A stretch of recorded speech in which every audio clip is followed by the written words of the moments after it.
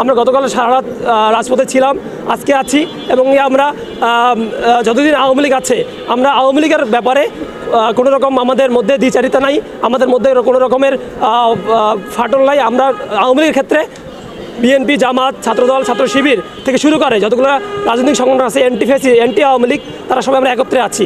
এবং আমরা যদি আওয়ামী লীগকে পাই, আমরা আওয়ামী লীগকে প্রচুর খুঁজছি, কিন্তু আমরা আওয়ামী লীগকে পাচ্ছি না। মেনলি আওয়ামী লীগেরা কোথায়? এই যে এরা করে কি বিভিন্ন পেজ থেকে আগের ভিডিওগুলো নতুন করে আপলোড দিয়ে নতুন করে কিছু বক্তব্যকে জোড়াতালি করে তারা প্রচার করছে। আপনারা দেখছেন গতকাল ছাত্র শিবিরের একটা প্রোগ্রামের একটা ভিডিও তারা আওয়ামী লীগের স্লোগান অ্যাড করে তারা প্রচার করেছে। এর চেয়ে আসলে নিন্দনীয় কিছু হতে পারে না।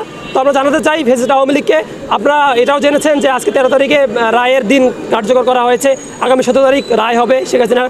আমরা এই আন্দোলন থেকে জানাতে চাই শেখ হাসিনা সর্বোচ্চ যে রায়, ফাঁসি কার্যকর করতে হবে। ক্ষমতা যাওয়ার জন্য কেউ মানুষ হত্যা করে আমরা বিশ্বাস করি হাসিনার রায়, সর্বোচ্চ রায়, ফাঁসি বাস্তবায়ন হবে এদেশে।